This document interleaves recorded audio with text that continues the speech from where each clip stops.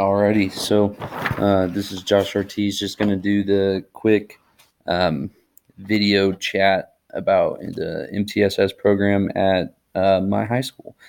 At the school I work at, MTSS is a program that's still in the rudimentary stages. At least I feel like we're more of an individual focused than a whole school focused program.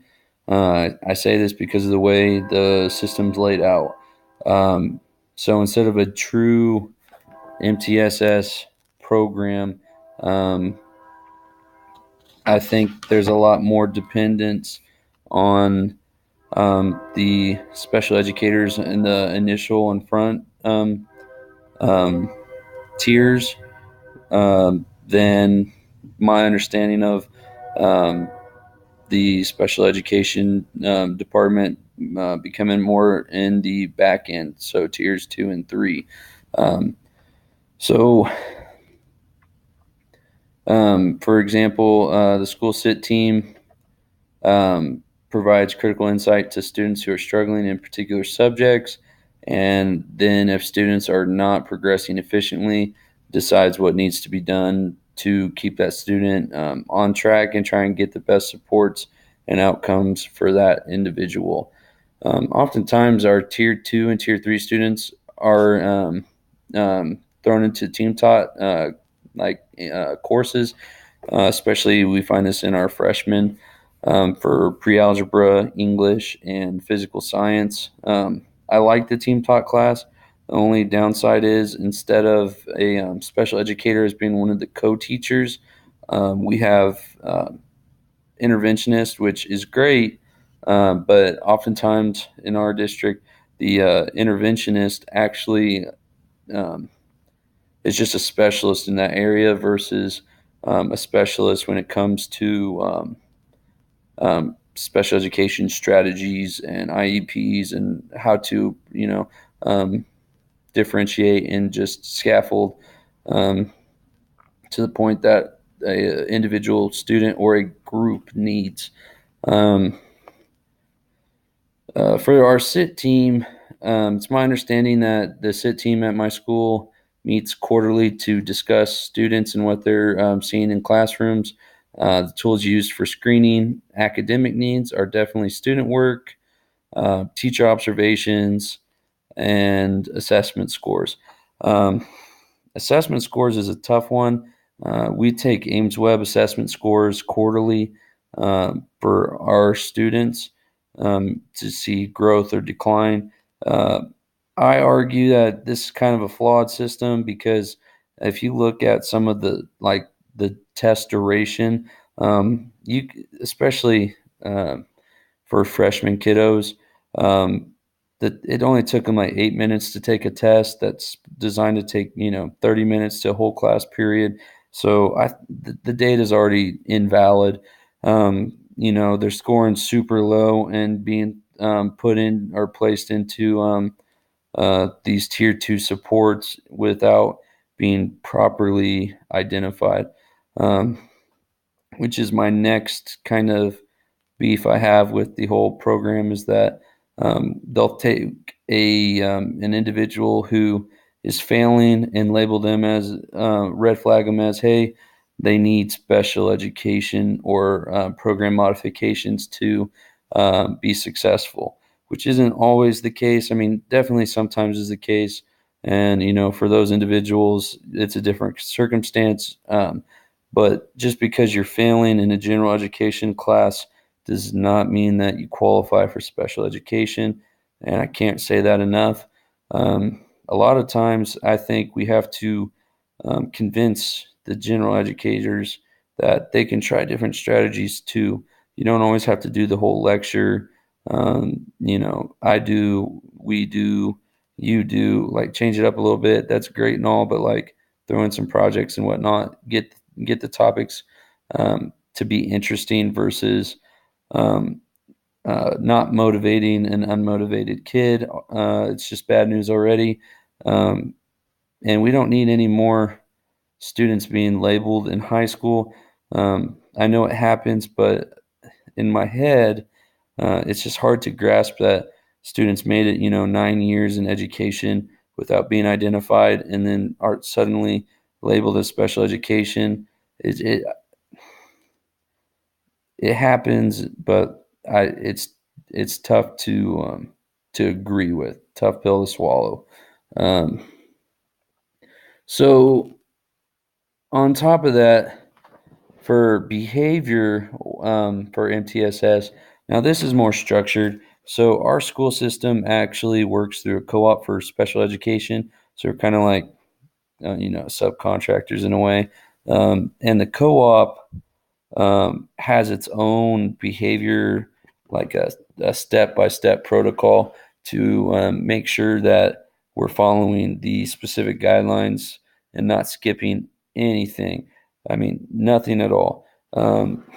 It starts with data collection from teachers and office referrals. Oh, you got to collect all that data, and then once you're good there, you'll send it to behavior specialists and say, "Hey, um, we're seeing a lot of these behaviors. Do you have any strategies?"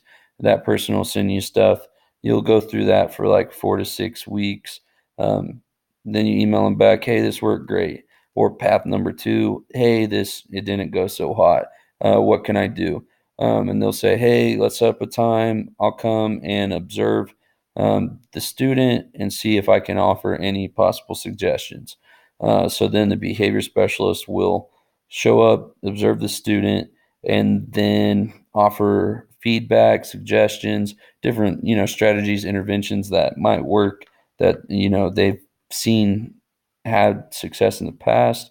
Um, Once you've been given those, you have to collect more data. So another 4 to 6 weeks, a lot of Google Forms saying, "Hey, um, how do we do today?" You can either do scales, you can do comments.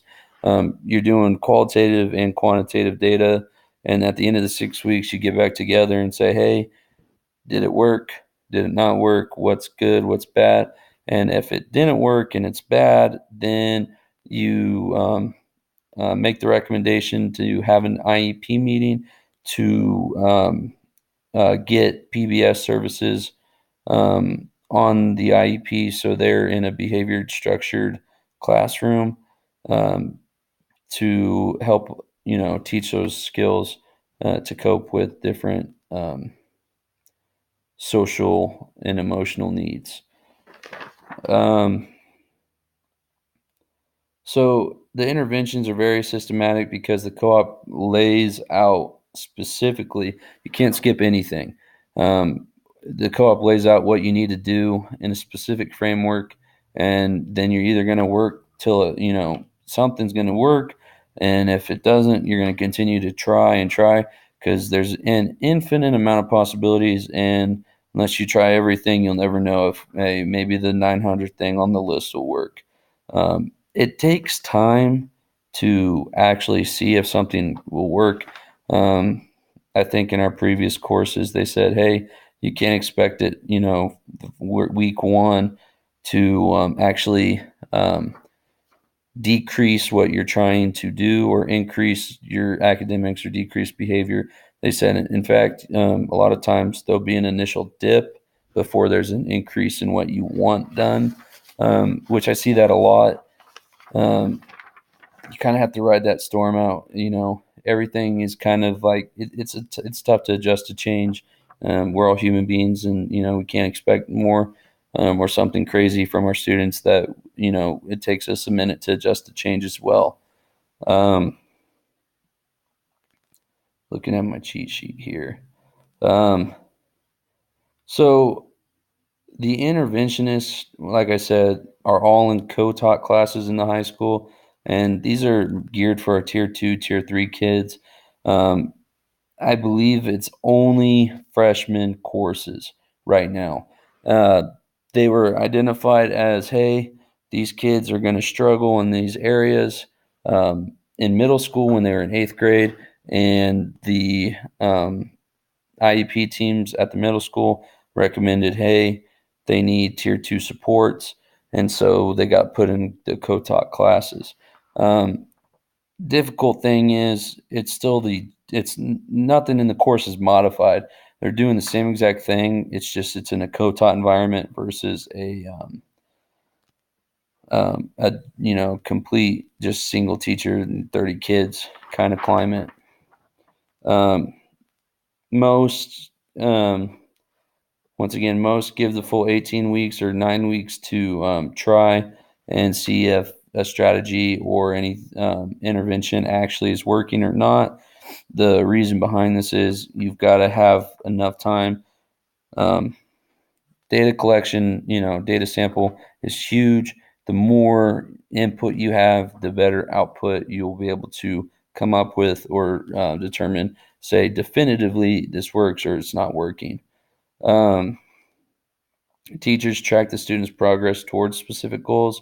So they will have student work, their own observations and reports, and they'll monitor it. All right. The data is mostly collected on Google Form. We're a huge Google App school. Google Form's amazing just because it collects it and gives you a chart. You can create, it's pretty much Excel. You can download sheets and make your own data analysis, you know, from that, which is huge to make decisions and to just show to support whatever you're trying to do. Um, so the school I work at relies heavily on sped teachers throughout the entire data collection process, whereas my understanding of MTSS is that the general education teachers will provide the data for the SIT team to determine if Tier 2 supports are needed, and then um, continue to go through that list, and then the Tier 2 support, which is our co-taught classrooms, will collect data and then go back to the sit team. Is it working? Is it not working? Before moving to hey, let's bring our sped team involved. We've tried Tier 1, Tier 2 supports. Next thing to do is try modified coursework, um, or a smaller environment, which takes them away from being in that inclusive environment. But my school, the special ed teacher or staff, I should say, um, is always from the get go. Hey, you got to do this. You got to collect data. This blah blah blah. Um, I don't mind it, but like the way the system's laid out, in my understanding is that hey, tier one is all of us, and it's more heavily relying on the general educators. Tiers one, especially tiers two, that's when the teachers can come to sped staff for hey, what strategies or supports do you have or possible suggestions. Then from tier two to tier three, the upper half of tier two, I'd say that's when sped really steps in and says, hey, let's take a look at this kid. Think we might need to figure out what we need to do to best support that individual.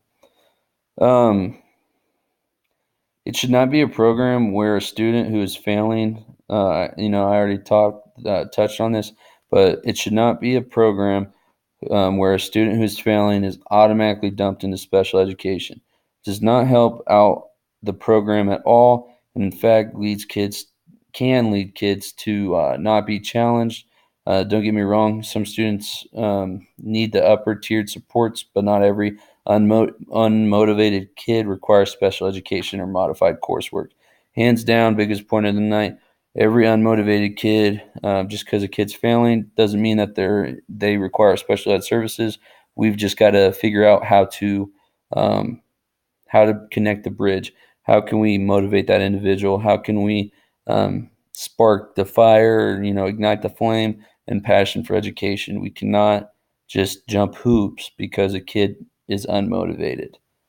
Now, if it's determined the underlying causes of unmotivation are, ADD, ADHD, anxiety, depression, anything of that, then yeah, let's work them into sped. But just because a kid has difficulty turning in their homework and has, a low D, does not mean that they should be moving towards special education.